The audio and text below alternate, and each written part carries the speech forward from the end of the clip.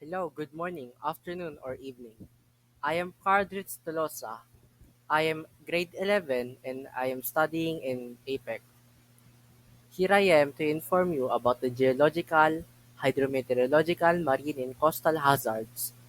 Because what if this phenomenal happened to you and you don't know what to do? Today, I will talk about how to cope and mitigate on these hazards. Let's start it up with geological and volcanic hazards. Geological events like earthquake have geological hazards such as groundbreaking, landslides, liquefaction, tsunamis, surface faulting. In volcanic, it have hazards such as tephra falls, pyroclastic flow, lahar flow, flood, lava flows, dooms, and lastly poisonous gas. In my community, landslides and groundbreakings are the hazard we suffer a lot whenever there is an earthquake happening. In in how we cope is we practice the duck cover and hold every time there is an earthquake in my area, but there are more than that, like knowing what place is safe once an earthquake is about to happen. Always prepare a kit for necessities and listen to the authorities. If they say to go to the evacuation area, the earthquake is already happening, immediately duck cover and hold to a safe place, and if you are outside, I highly suggest you to stay away from buildings and trees that are possible to fall to you, and if you are inside, stay away from tall furnitures and fragile objects like windows, glass, and stuff. If you are on a vehicle, park your car into an area that is safe. Like what I said, in the outside, avoid buildings and trees. Also, always fasten your seatbelt so you will not accidentally hit your head or other parts that are dangerous if broken. After that, if the shaking has stopped, check yourself immediately if you are injured, then stay away from damaged buildings and prepare for the aftershocks.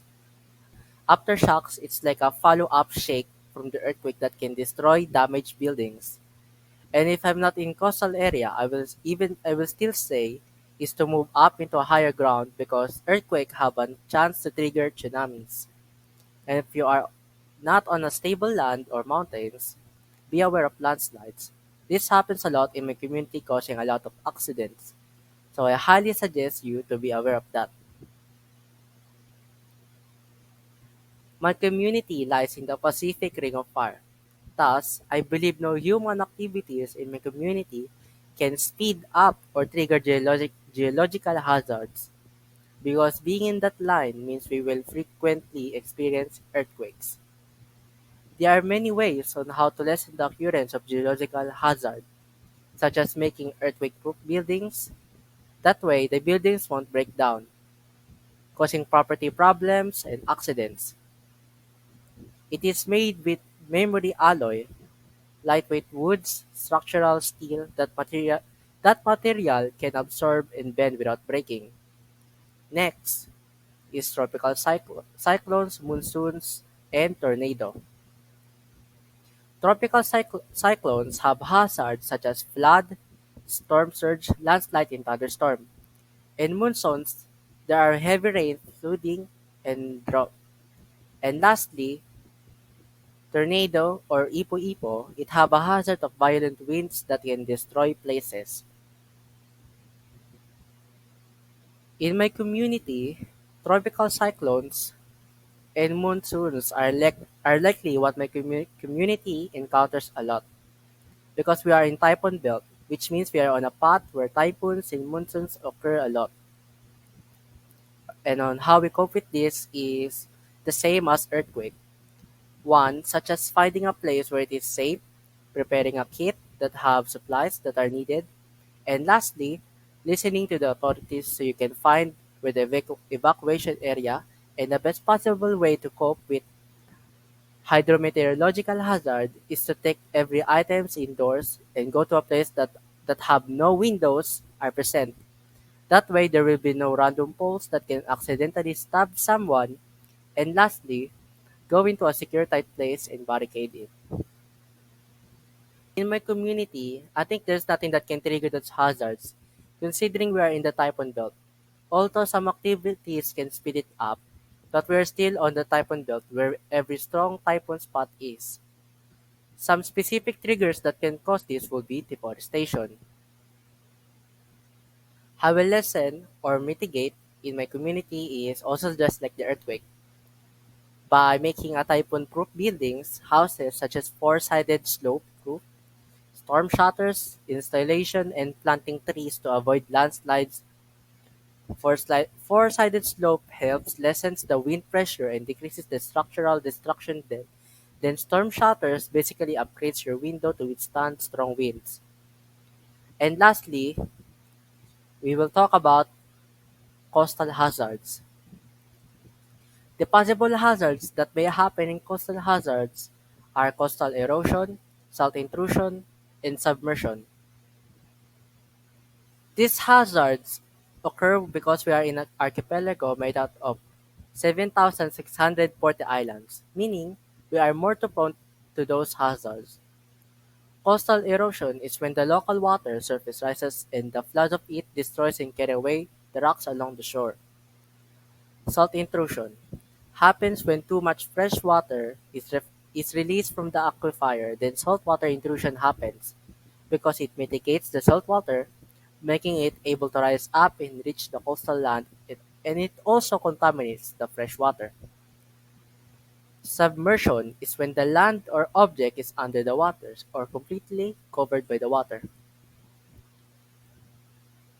In my community, saltwater intrusion is the most hazard in my community, as it contaminates the water, making it unable to digest, making it a big problem to many families. In my community, how we cope is we build, or rather, make a construction of coastal protection such as seawalls with curved face side seawall. What it does is it withstands the water pressure. It prevents the water to come to the surface. Then there are more coastal protection. There are more of that actually, but it is basically the same but with more complicated description. There are many triggers in my community, such as drainage of wetlands, withdrawal of groundwater, and lastly, deforestation.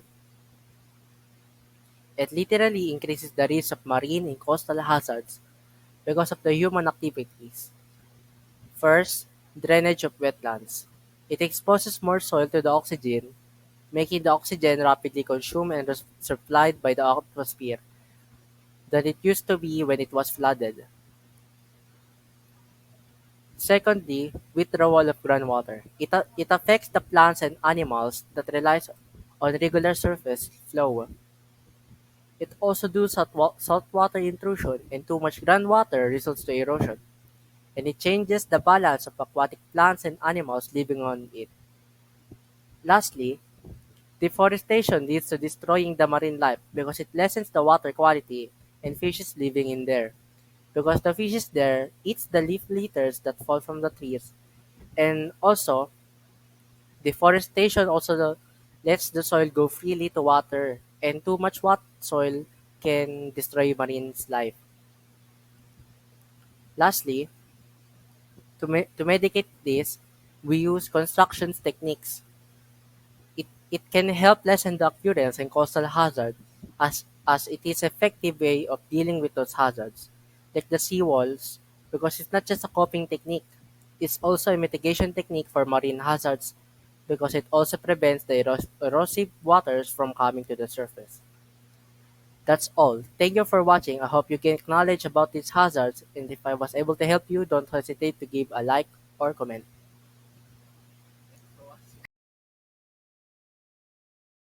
Cover and hold. Everything there is an earthquake in my area. Every cut. Everything there is an earthquake. Community, landslides and ground breakings are the hazard we suffer a lot. Whenever there's an earthquake happening. Come on, man. How we listen? Belt means that every strong typhoon will go there. Cut.